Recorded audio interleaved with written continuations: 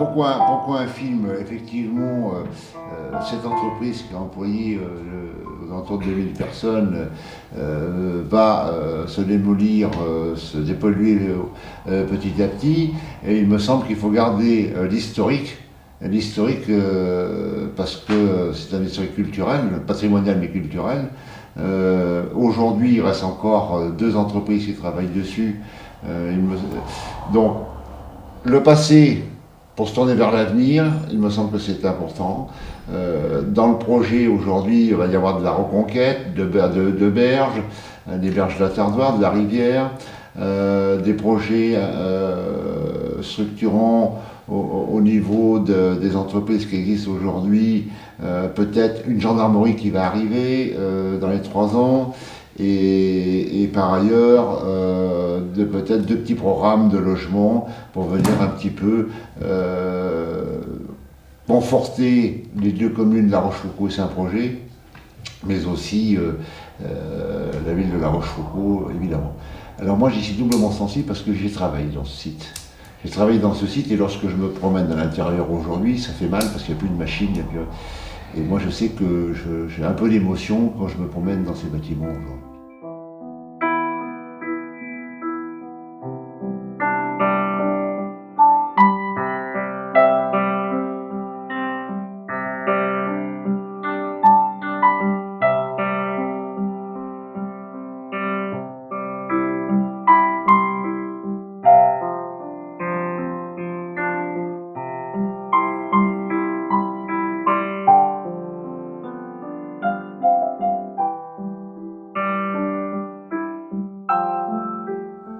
Collectionneur, je récolte les documents sur La Rochefoucauld, l'artisanat, le commerce, l'histoire et l'industrie depuis 43 ans.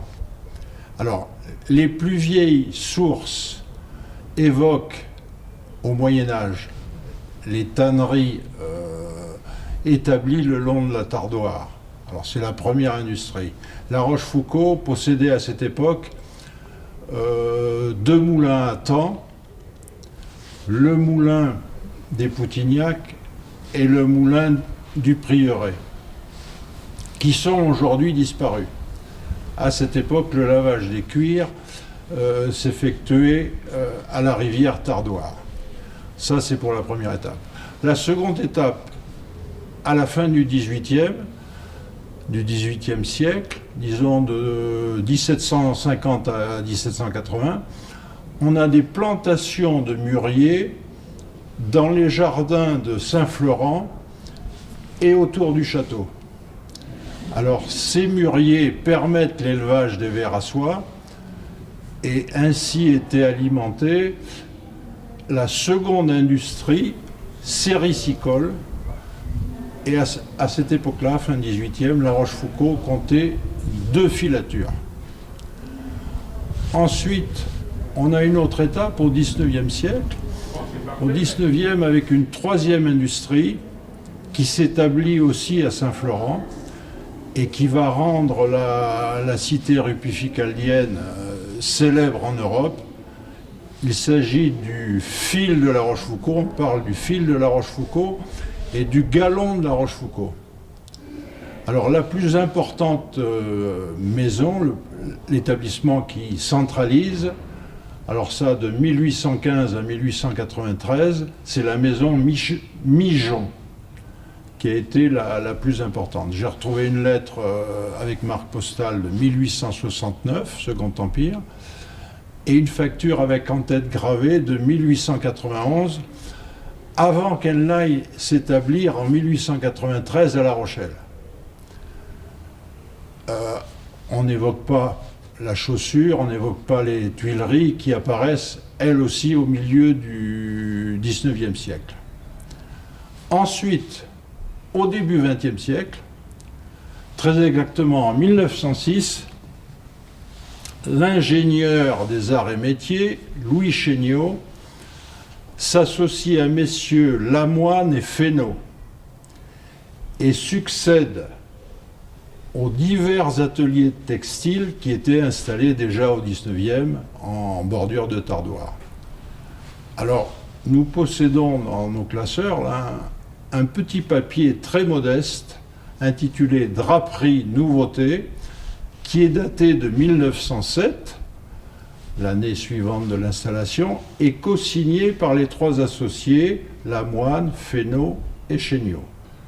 On verra que les en-têtes commerciales postérieures à 39-45 surtout, indiqueront très astucieusement maison fondée en 1837.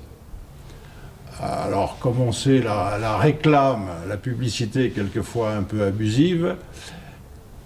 En effet, la première installation Chéniaud n'a eu lieu qu'en 1906. Donc, il fallait qu'on rétablisse les faits. Alors, l'aventure Chéniaud, proprement dite, démarre même véritablement, on parle de 1906, mais véritablement en 1915, lorsque Louis dirige seul l'usine de Saint-Florent. Alors, pourquoi seul? Parce que ses associés Lamoine et Fesneau étaient décédés à ce moment-là en 1915. Donc Louis se retrouve seul à la direction de l'usine de Saint-Florent. Alors, un papier de 1930 évoque la fabrique de tissage du faubourg Saint-Florent à La Rochefoucauld. Ensuite, on saute à 1937. En 1937 est créée une SARL, première SARL Chéniaud, dont André, le fils de Louis, prendra bientôt les rênes. À la mi-20e siècle, à la moitié du XXe siècle, des extensions successives vont voir le jour avec de nouvelles fabrications, des fabrications variées, sur le site qu'on appelle Taracol, du nom d'une fabrique de matériel agricole, la maison Taracol, qui a été fondée en 1865 et qui vient d'être cédée par Madame Taracol, veuve, à la maison Chéniaud. Ensuite, second palier dans l'extension Chéniaud, dans les années 50, l'usine mère demeure toujours ici, demeure à La Rochefoucauld, mais le siège social et les bureaux de vente se déplacent en région parisienne, exactement à Paris même, rue de Courcelles. Et peu de temps après, alors on a Paris, siège social, et peu de temps après, sur Bordeaux, à Bordeaux-Codéran, est installé un dépôt des établissements Chéniaud, de la SARL. À la Libération, toujours dans cette époque florissante, s'est développé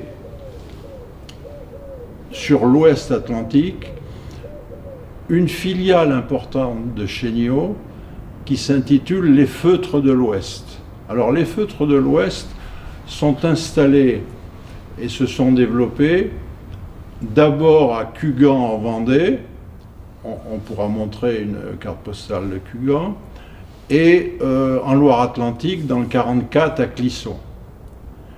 Voilà pour les extensions importantes de la maison Chéniaud. Alors, il faut parler in fine, en conclusion des effectifs, parce que c'est une question très controversée. Certains affirment même que quelquefois il y avait 3000 ouvriers chez Chéniaud, donc c'est pas tout à fait ça, c'est un peu moins, mais c'est important. Et nous avons retrouvé deux chiffrages. Le premier chiffrage en 1963.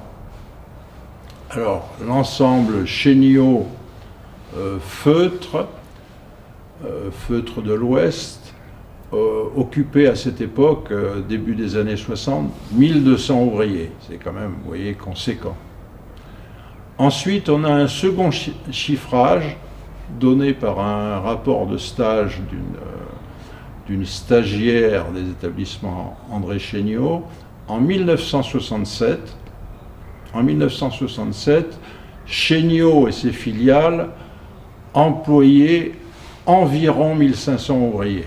Vous voyez, c'est le top de l'emploi à la fin des années 60. Mais il faut dire surtout qu'à cette époque-là, à la fin des années 60, au début des années 70, la maison Chéniaud fournissait les 2/3 des Français en tissu pour les pantoufles, pour les fameuses charentaises.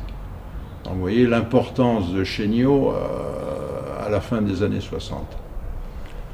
Alors, pour résumer, on peut dire qu'est-ce qui a fait la fortune de Chéniaud, c'est que c'était un établissement industriel qui était à l'avant-garde de la technique, à l'avant-garde de la mode, et qui, grâce à un matériel, disons, ultra-moderne,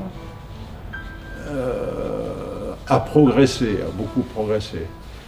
Et les sociologues soulignent que cette organisation, enfin ils la qualifient souvent de paternaliste, c'est-à-dire d'un paternalisme, disons, rural avec crèche, hôpital, tout ce qu'il fallait pour accueillir les ouvriers et leurs familles dans le secteur. Voilà, très résumé, l'histoire de Chéniaud sur la cité.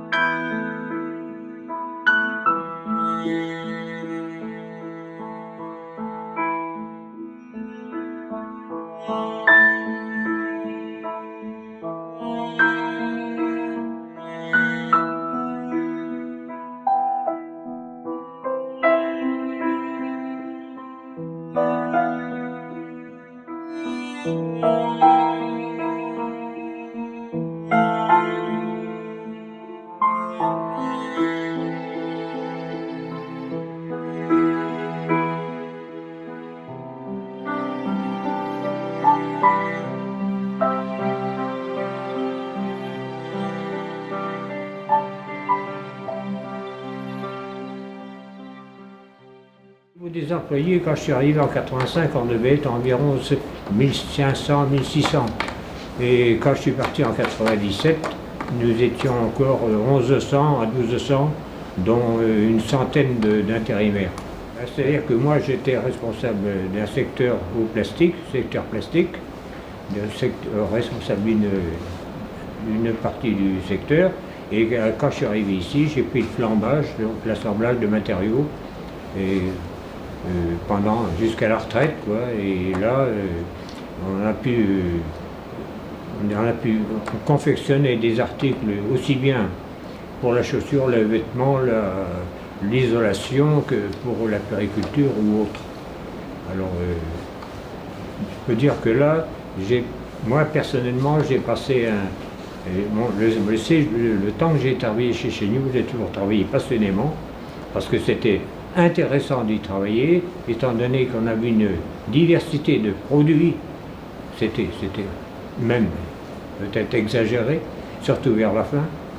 Et puis c'était vivre dans une entreprise comme celle de Chéniaud, qui datait de 1837, avec M. Fourgeau, qui avait passé la main à M. Lamoine en 1906, et la main en 1937 à Louis Chéniaud.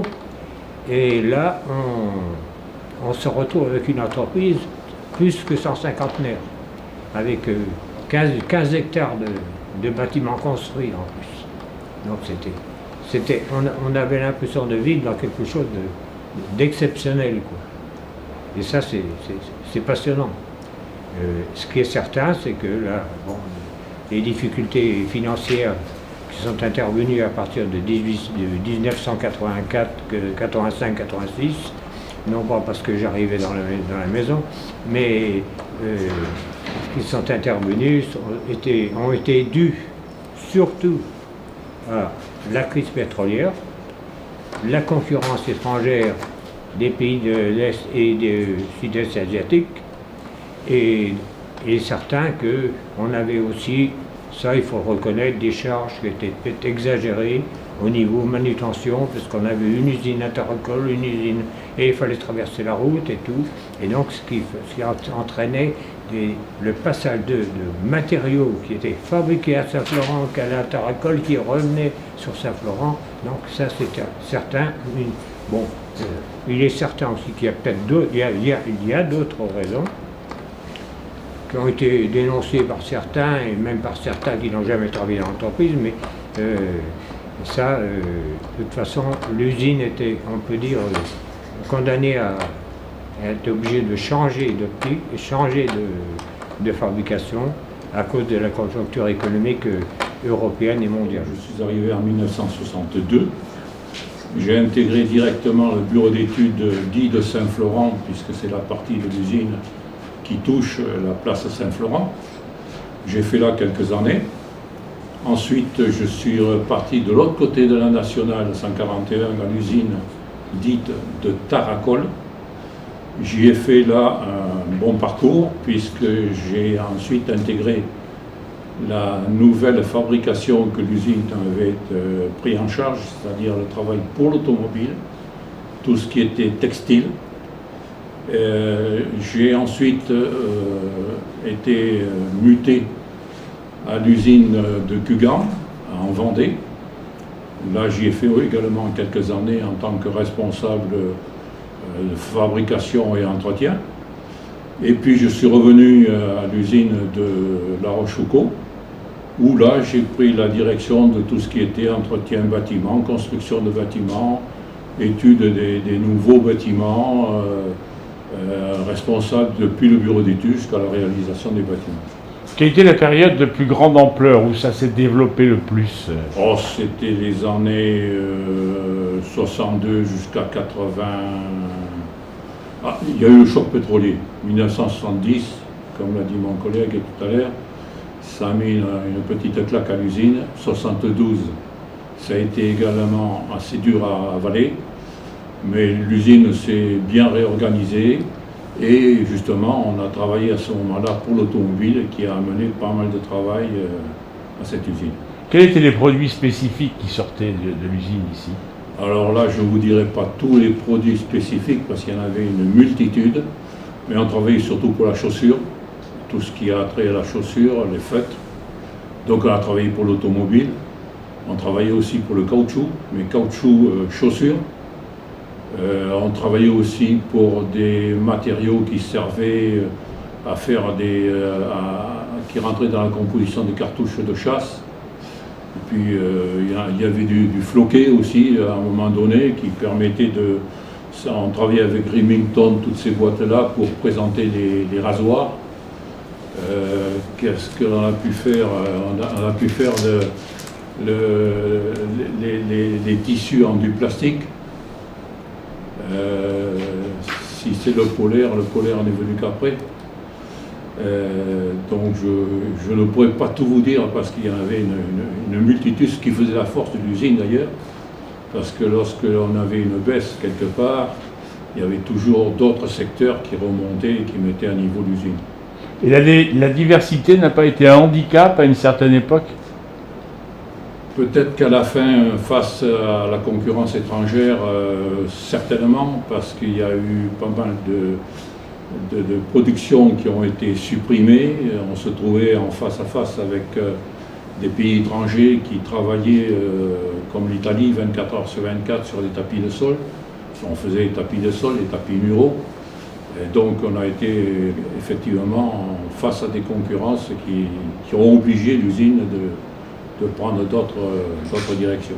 Ah, ben, c'était le fer de lance, c'était le cœur de la vie, de la structure, de l'économie de la région. Ça faisait bien vivre plus qu'au-delà de la Charente. Tous les produits que l'on commandait, que l'on faisait travailler. On faisait travailler des artisans pour le bâtiment. On avait déjà 2, 3, 4 artisans qui travaillaient constamment pour nous. Donc c'était un pôle attractif industriel énorme. J'ai assisté à des réunions avec monsieur le préfet à l'époque et mon patron. Et la préfecture n'hésitait pas à encenser notre patron qui se classait parmi les plus grands de la Charente. Quand on a connu l'usine dans les années avant le choc pétrolier, même après, c'était une fourmilière. Ça faisait travailler, comme m'a dit le copain tout à l'heure, aux alentours de 1400, 1600 salariés, plus tout ce qui se passait à l'extérieur. Les fournisseurs, les artisans, c'était énorme, il y avait une vie, c'était prenant, on apprenait un métier. Moi j'ai appris ici énormément de choses avec le patron que l'on avait. Ce sera peut-être un éternel regret, mais c'est sûr qu'on voit à l'heure actuelle que sur La Rochefoucauld et sur la Charente, il manque quelque chose. Il y a du négatif autour de cette usine qui s'est arrêtée. Et donc le projet, que pensez-vous du projet que les élus ont pris en main aujourd'hui? Essentiel, c'est quelque chose de formidable. J'espère qu'il va arriver et qu'il aboutira à tout ce qui est prévu. Parce qu'il y a pas mal de choses de prévues. Il y en a encore d'autres qui vont se greffer dessus. Mais vis-à-vis du coin, de la région, du canton, de la Charente même, c'est une très très bonne chose. J'ai eu l'occasion, oui, j'ai eu le plaisir de participer avec le bureau d'études qui a pris cette affaire en main, ce que l'on pensait, ce que l'on espérait, ce que l'on souhaitait. Comme tout le monde, j'ai dit ce que j'avais à dire, mais c'est sûr que c'est essentiel. Donc Chéniaux a fait partie de votre vie et fait toujours partie de votre vie aujourd'hui, même à la retraite? Sûr, c'est certain. C'est certain. On a eu un patron qui était, j'ose pas dire extraordinaire, mais c'était un patron. Il était d'une capacité exceptionnelle. Il était capable de piquer une colère monstre et de faire semblant de l'oublier 5 minutes après. Et tout tournait impeccable, il n'y avait pas de couac. C'est vrai qu'on a passé un moment ici, et tous ceux qui sont partis, que je peux revoir à l'heure actuelle, c'est un regret. C'est un regret de voir l'usine telle qu'elle est. Donc si ça bouge, ça va être positif. Et je pense qu'il y en a pas mal qui se sont battus depuis pas mal de temps. Donc, pour eux que ça arrive au bout. Vous espérez cette renaissance? Tout à fait, tout à fait. Et pour La Rochefoucauld, et pour le canton, et pour la Charente. L'usine d'entreprise Chéniaux, c'était la vie de La Rochefoucauld. La vie de La Rochefoucauld, mais la vie du canton de La Rochefoucauld, et même au-delà. Parce qu'on peut dire, dans un rayon de 40 à 50 km, il y avait des gens qui venaient travailler chez Chéniaux. Et en plus, il est certain que ça faisait vivre toute la région, les gens qui y travaillaient, les artisans qui travaillaient pour l'entreprise, les commerçants bien sûr qui en bénéficiaient de cette activité importante industrielle. Il est certain que ça, l'entreprise Chéniaux, c'était la vie de la région. Comment vous avez vécu la baisse d'activité et puis la quasi-disparition? C'est-à-dire que ça a été dur à digérer, ça a été dur à accepter, parce que quand on a été passionné par un travail dans une entreprise passionnante, ça fait mal de la voir disparaître. Et bon, il faut se rendre à l'évidence que c'est arrivé. C'est arrivé, ça devait arriver. Alors, par contre, maintenant, ce qu'il faut, c'est pas regarder derrière, il faut regarder devant. Et c'est pour ça que depuis des années, moi, avec bien sûr des gens comme Xavier, on s'est battu pour que le site de La Rochefoucauld, les friches de La Rochefoucauld disparaissent. Parce que quand vous arrivez à Angoulême, que vous passez, vous rentrez dans La Rochefoucauld, c'est désolant de voir cette image qu'on a d'une entreprise qui a été prospère. Et c'est pour ça qu'il faut souhaiter. Il y a des projets en cours, j'espère qu'ils aboutiront, et il faudra d'autres projets pour que cette zone devienne industrielle, commerciale, au service, avec une partie loisir. Et aussi, ce que je souhaiterais, personnellement, c'est que dans le site, il reste quelque chose de chez nous, pour le souvenir. Parce que, en fin de compte, ça a été 150 ans de vie d'une entreprise. Il faut quand même y laisser quelque chose, quoi. L'historique, ça remonte à un certain nombre d'années, puisque ça a démarré par une sollicitation des communes de Saint-Projet et de La Rochefoucauld auprès de la communauté de communes, et bien pour faire quelque chose de tout cet espace industriel qui était devenu presque complètement vacant. Donc ça remonte à fin 2008. Dans la foulée, même si au niveau du conseil communautaire, il y avait certaines réticences des communes alentours pour s'occuper d'un projet d'une telle ampleur, et beaucoup disaient mais c'est aux industriels de faire quelque chose, c'est pas à la communauté de communes. Enfin bon, on a réussi quand même à faire démarrer cette ébauche de projet, d'abord en constituant un comité de pilotage, donc avec les institutionnels et en premier lieu la préfecture qui nous suivait. Donc comité de pilotage début 2009, en janvier 2009, pour après se lancer dans les études, et notamment les études de pollution, dépollution, puisque c'est quand même un site sensible en bordure de Tardoire. Et donc les études ont démarré après en 2010, 2011. 2010-2011, des études complexes qui demandaient après des compléments d'études à la demande des institutions. Donc un problème difficile, mais qui au départ a montré que finalement la pollution n'était pas un problème si grave que ce qu'on craignait à l'origine, et qu'il y avait des solutions. Voilà, alors le site il y a un côté affectif sur le site qui est très important, puisque c'est un site qui a fait travailler jusqu'à 2000 personnes, plus des sous-traitants en nombre important. Et donc c'était un site chéniau, comme on l'appelait à l'époque, faisait travailler tout le canton. Et donc le fait que cet espace devienne complètement mort, vide, sans plus aucune activité, alors que c'était dans les années 80, c'était une ruche. Chéniau, c'était une ruche. N'importe qui se faisait embaucher chez Chéniau, sans aucune qualification ni rien du tout, et faisait son parcours professionnel, toute sa carrière chez Chéniau. Un groupe d'anciens salariés de Chéniau, de tout niveau, aussi bien des cadres que des ouvriers, et justement pour impliquer les communes en prenant des personnes des 14 communes de la communauté de communes. Donc il y avait un groupe d'une quinzaine, une vingtaine d'anciens salariés avec qui on a partagé leur vision de ce que ça devrait devenir, ce qu'ils souhaitaient.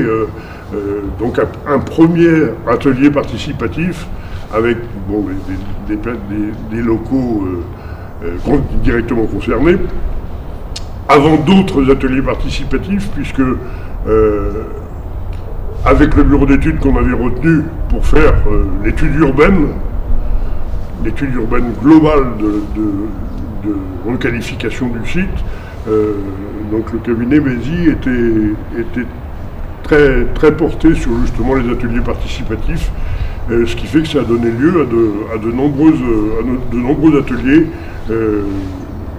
qui apportaient quelque chose à chaque fois, même la moindre petite réflexion apporte des idées aux élus les élus ne maîtrisent pas tout, et ne savent pas tout, et ont besoin de s'entourer d'avis extérieurs.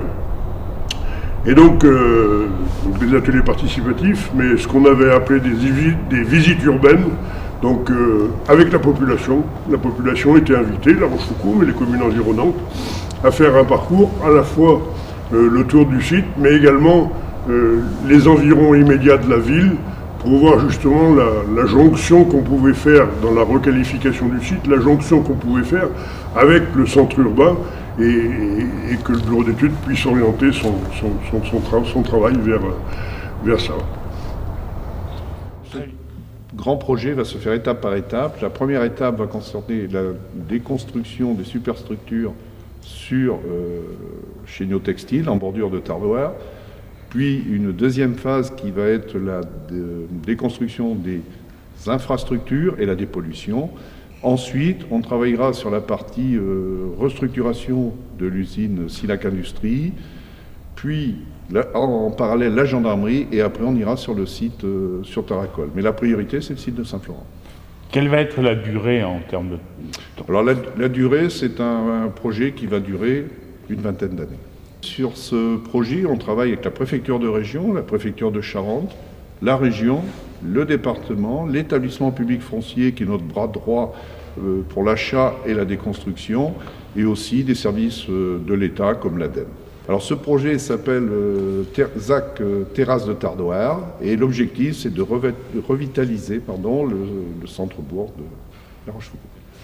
Alors c'est un site effectivement très contraint. On a la Tardoire qui est pas juste à côté, donc on a le PPRI, le plan de prévention des risques d'inondation.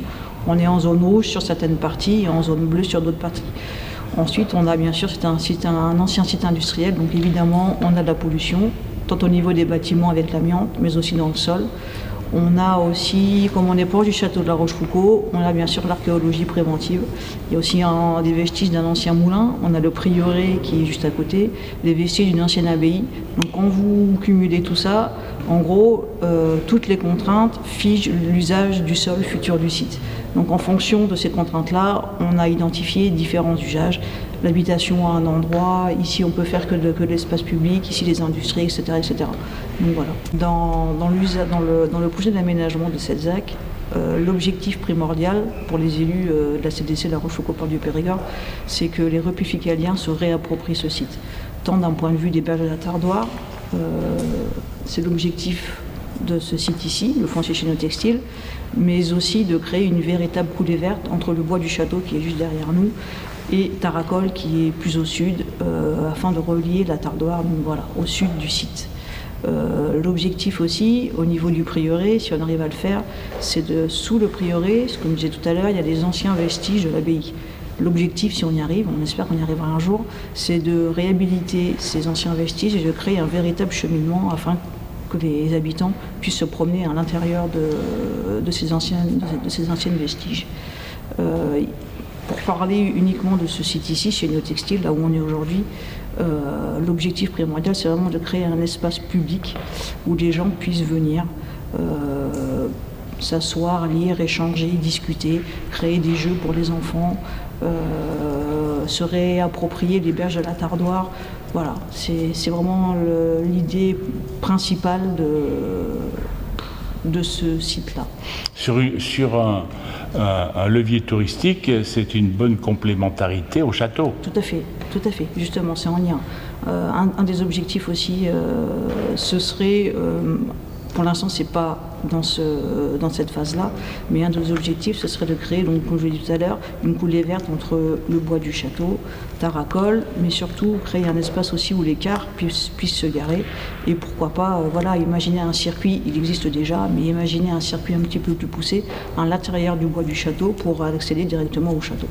Comme ça, il y aurait une continuité entre le château, le bois et la ZAC Terrasse de Tardoire.